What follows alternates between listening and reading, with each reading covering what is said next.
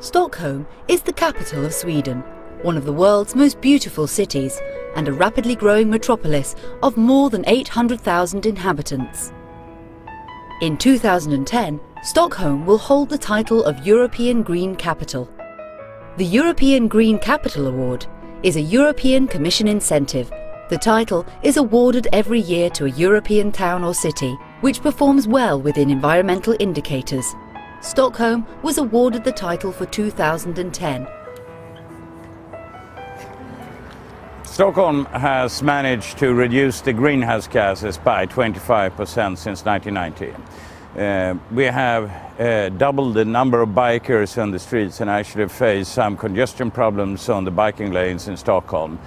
And we have introduced congestion charging in 2006 that had reduced the traffic in and out from the city centre by 20%. And we have improved the public transport system in Stockholm, and almost every month we have a new all-time high for the public transport in the region of Stockholm.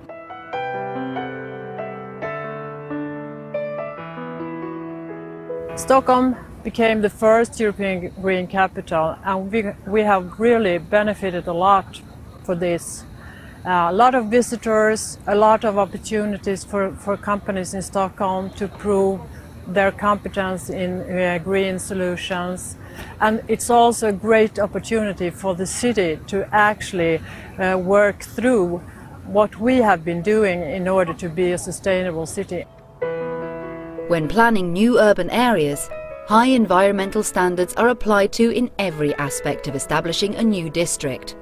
Hammarby Sjöstad is world famous for its modern, dense urban development, combined with high-quality public spaces and ambitious green initiatives.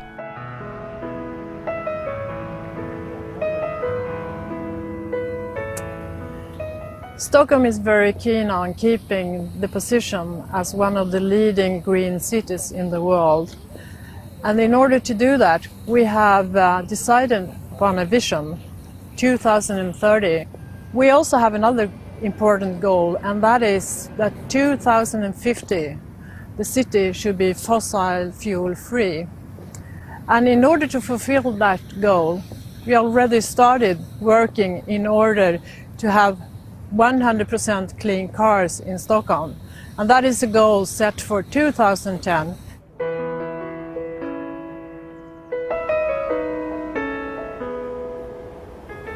I would like to recommend all cities to apply for being European Green Capital. This is a very good opportunity for you all, cities, stakeholders, companies, to work through what kind of environmental plans you have and what you have been doing.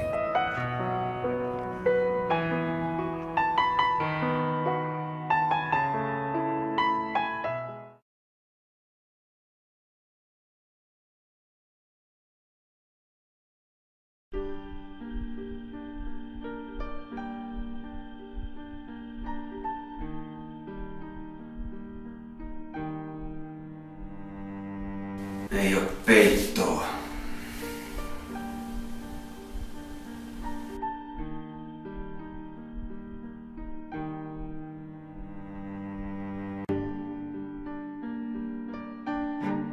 Jeg cykler til arbejde hver dag. Og hvad har vi fået for det? Ingenting.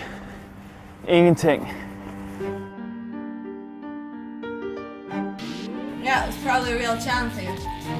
Everyone just talks over to the trash bins, which are everywhere.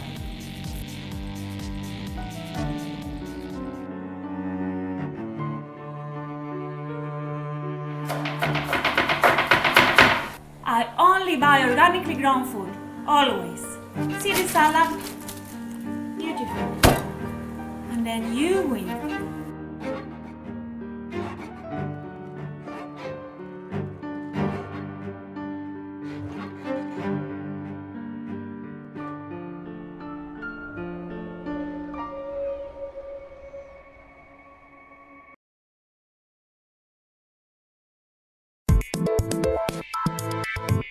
Terra Viva, a checkup on the environment.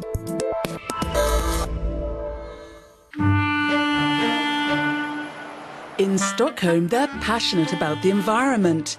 There's a long tradition of ambitious environmental efforts here, tackling air pollution, traffic emissions, greenhouse gases. Since 1990, carbon emissions have fallen by 25% per inhabitant, and the city aims to become fossil fuel-free by 2050. Today, 80% of all apartments are connected to the district heating system, and 83% of the energy production in the district heating system is done by fossil-free fuel. The close goal is to be down to 3 tons CO2 emissions in 2015. We are right now at 3.4 tons, which is quite good in an European perspective, and globally very good if you compare to the United States. The provision of more than 750 kilometres of bike lanes has resulted in doubling the numbers of cyclists over the last 10 years. A congestion tax has decreased traffic in and out of the city centre by 20% in 4 years. Rail traffic uses renewable electricity from wind and water power. Today, 50% of all the traveling trips in public transport are done by the underground. Buses are to 50% run on fossil-free fuel. Commuting in and out from the city centre is about 79% last year were using public transit. The eco-cycle concept is at the very heart of the Hammarby Hostad area, otherwise known as Stockholm's eco-district. Planned in the mid-90s, it reuses waste, water and sewage to help supply residents' energy needs. The thing is with Hammarby Sjöstad, it's not self-subsistent in any way, but it had set a goal that 50% of the energy that people use here should come from themselves, such as from the wastewater, for instance. We take the treated wastewater and that is actually heating up the houses. Homes feature good insulation and toilets and showers which use less water. And this means that residents don't have to make a big effort in order to live in a more eco-friendly way. As a push for people to be more thoughtful of how they use stuff, and that we haven't been having before. So that's good. Here, as much rubbish as possible is separated and recycled. It's collected via vacuum-operated tubes, which collect 5 tons of rubbish a day. Residents put their rubbish into these waste inlets just outside their homes. This is sucked in a pipe net underground to a collection station that is about 2 kilometers away from this point. And the newspapers, they are recycled.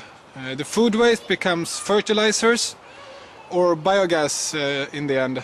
And incinerable waste comes back as energy, district heating for example. So with all this, it's no wonder that the European Commission has made Stockholm the first ever European green capital.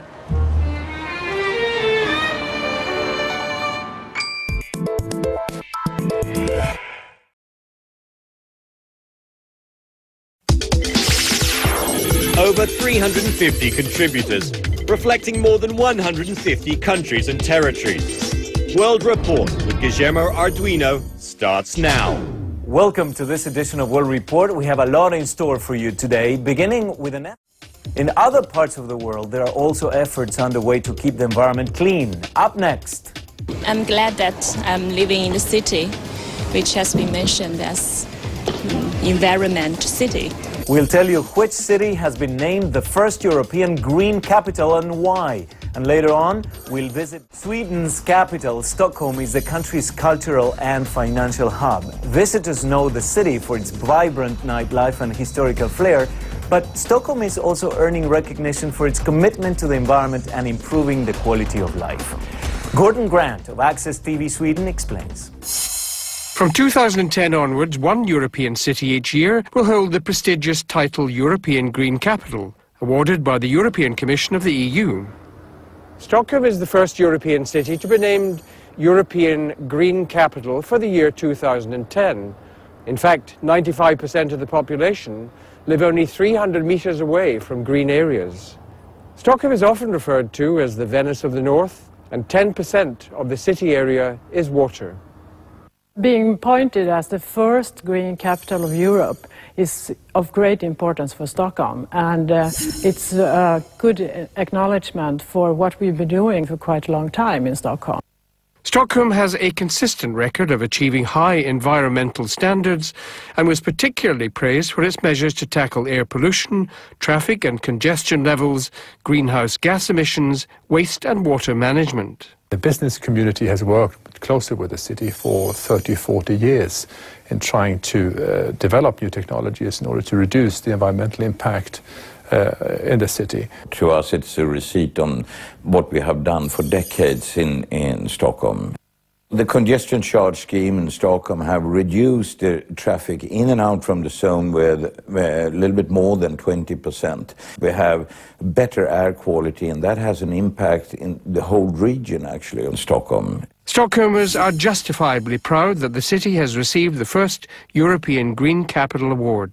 I'm glad that I'm living in the city, which has been mentioned as environment city.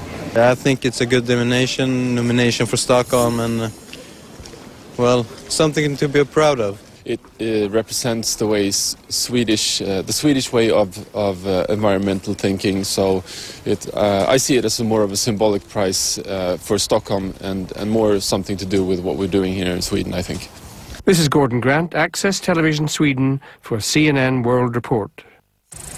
I'm standing here in one of the many parks that contributed to Stockholm being awarded the first ever European Green Capital Award. Sweden's capital city is not only one of the most beautiful cities in the world, but one of the most environmentally friendly. The Stockholm example of a city that imposes tough regulations and persistent commitment to new technology and market solutions is a success story that certainly merits coverage. My assignments as a television journalist have enabled me to visit many other capital cities in Europe and throughout the world. But I chose to make this great city my home base. As a resident of Stockholm, I too benefit from and appreciate the healthy environment.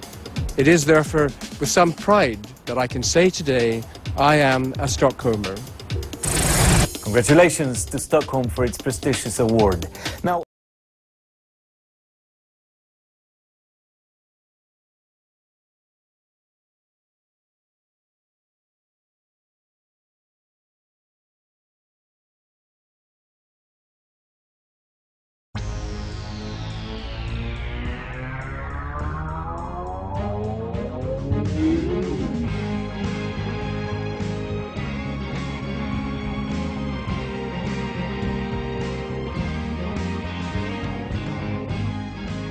Europe especially is nowadays more of an urban society, with 4 out of 5 Europeans living in towns and cities. the Green Capital Award could be of great help in order to ensure all our 4 out of 5 European citizens to provide a real contribution to our fight against climate change.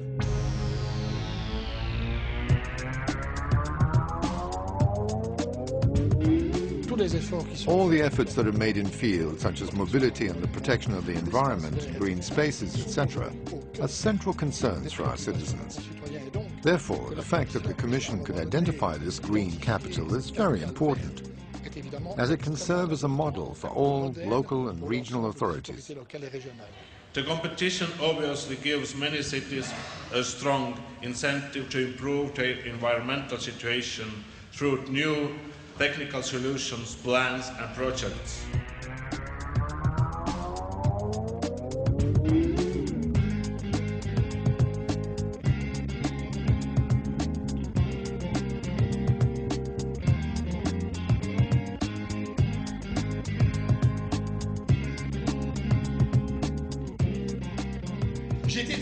I've been really impressed by the quality of the 35 applications we've received. And believe me, it has not been easy to choose from the 8 cities that were pre-selected, Europe's 2 leading green capitals. If I can invite Commissioner Potočnik back on stage, let's find out who's won the trophies and the titles of these 2 years coming up. The European Green Capital 2010, it's like in the last will be the first. So Stockholm.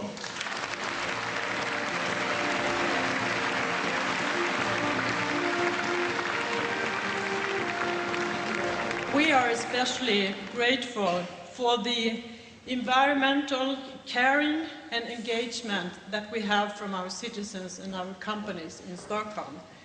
And this work is really of great importance because the city can't do this all by itself. The European Green Capital 2011 award goes to Hamburg.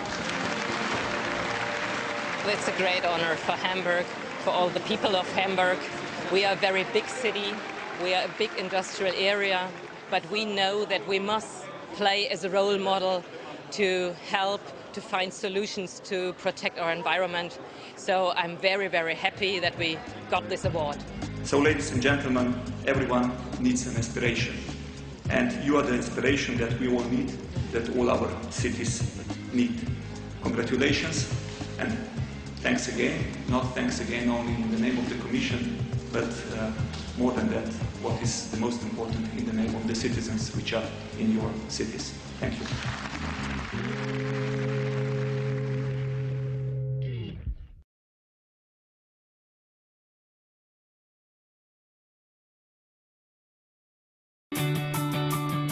Today, 4 out of 5 European citizens live in cities, and it's in these cities where most environmental challenges occur. So it's natural that cities play a key role in making the environment greener and improving the quality of life of their citizens.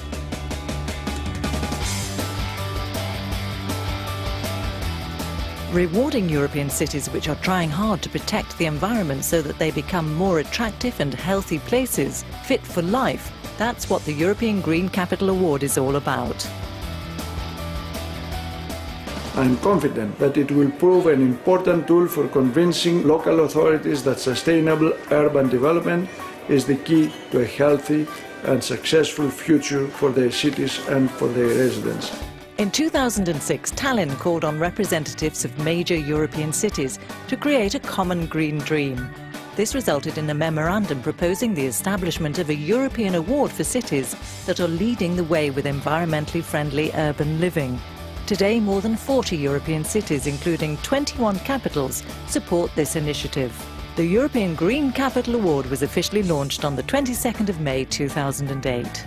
We are celebrating today the end of the beginning of the European Green Capital's journey and the opening of the new challenges to make Europe a better home for us and the next generation.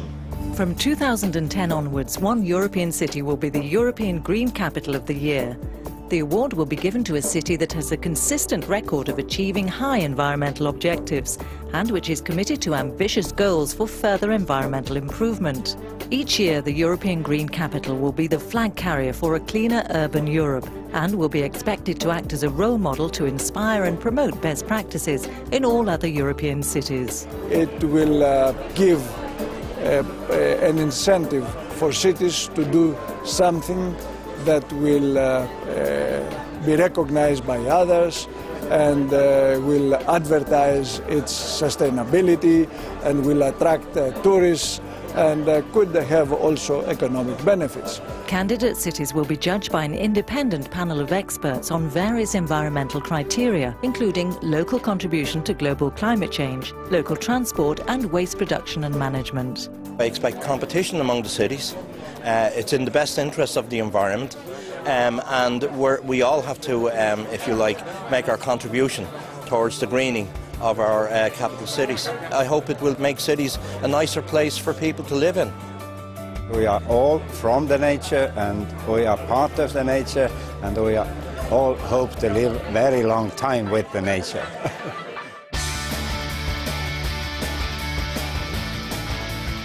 European cities are now called upon to make the most of their efforts and apply using the form on the website. Does your city have what it takes to become the first European green capital?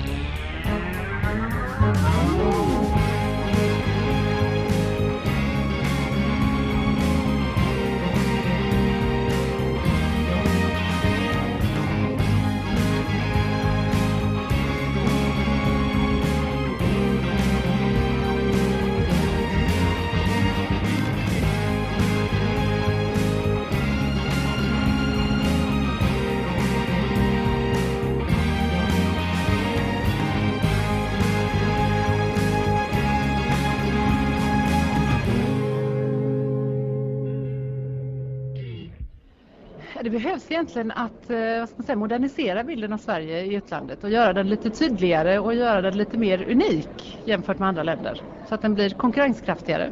Så vi släpar efter idag då? Vi släpar efter lite grann. Det är en del gamla klichéer som lever kvar. Det som gjorde oss väldigt kända på 70- och 80-talet dominerar fortfarande lite grann. Och det är väl inget fel i att det finns med. Men vad vi vill är ju att den tydliga bilden av det moderna Sverige och vad vår kompetens idag och vad vi erbjuder vill vi ska komma fram lite tydligare. Vad är det som ska bort och vad som ska in? Ja, jag tror inte att något ska bort egentligen, men vi ska däremot få med det nya, att Sverige fortsätter att ligga i framkant när det gäller teknisk utveckling på många produktområden. Vi ligger i framkant när det gäller kanske utveckling av nya samhällssystem och nytt tänkande och sånt där. Det behöver vi vara lite duktigare och effektivare på att föra fram. Här hemma så talas det väldigt mycket om det mångkulturella Sverige idag. Är det en bild som man också får ut i en Sverigebild? Ja, det tycker jag. Alltså, det vi har kommit fram till med de här olika kärnvärdena med öppenhet och omtänksamhet bland annat. Det speglar väldigt mycket det här mångkulturella samhället som finns. Toleransen för olika minoriteter och olika grupperingar och sånt där. Som är en bild och som jag tror att vi kan föra ut ännu mera än vad vi gör idag. Som ger en positiv bild av Sverige. Är det mer av hårda fakta än av mjuka fakta? Då? Ja, alltså ibland är det ju lite en blandning. Det är mycket av Volvobilar och kullager och sånt där. Och så är det våra sportstjärnor. Och sen är det gubevars också Ingmar Bergman och ABBA. Men det är just det som känns lite gammalt. Vi har ju väldigt mycket på det mjuka och designområdet som är mindre känt ute i världen. Att Sverige är ett av de största exportörerna av popmusik till exempel. Det är inte särskilt känt. Att svensk design, inklusive svensk kläddesign, faktiskt gör stora framsteg utomlands. Behöver vi göra mera känt. Vem ska göra det här då? Det ska vi göra allihopa. Det ska vi göra. Alltså dels de utlandsorganisationer som staten styr lite över och finansierar. Ambassader, exportrådskontor, turistkontor och sånt där. Men på något sätt är det något som alla som arbetar med att ge en bild av Sverige utomlands kan använda sig av. Och det är lite därför vi har dagens seminarium. Det finns 500 000 svenskar utomlands nära nog idag. Hur viktiga blir de i det här då? Väldigt viktiga, och det är ju en grupp som inte minst Svenska institutet har uppmärksammat och tagit fram just ett material som gör att alla svenskar som befinner sig utomlands, utbytesstudenter och annat, kan ta ett material från hemsidan och hålla ett Sverigeföredrag för att sätta oss på kartan var de än vara månne. Du sa här att Sverige ligger ganska bra till när man försöker mäta där, hur man nu går till internationella. Där. Det ligger ganska bra i ligan. Ja, det gör vi. Alltså, det finns ju olika sådana här Nation Brand Index bland annat, och i ett av de mer kända, det här Anholts Index, så ligger vi på 8:e plats, och det är ju inte särskilt dåligt för ett litet medelstort land i världen. Och så spöar vi våra nordiska konkurrenter. Och så ligger vi före våra nordiska konkurrenter ett par trappsteg över både Norge och Danmark. Och vi har ett positivt namn, skulle jag säga, ute i världen. Alltså den generella uppfattningen är väldigt positiv. Sen behöver vi ibland kanske undervisa folk lite varför de är så förtjusta i oss. Lågmäld och ödmjuk, det kanske inte passar in i det här då, när man ska hävda sig ute i världen? Jo, alltså ödmjuk tycker jag alltid man ska vara. Sen tror jag att svenskar ibland mår bra av att bli lite mera kaxiga när det gäller att tala om vad vi är bra på. Vi ska inte sticka under stol med det vi har problem med, men vi behöver inte alltid sätta på oss tagelskjortan med samma.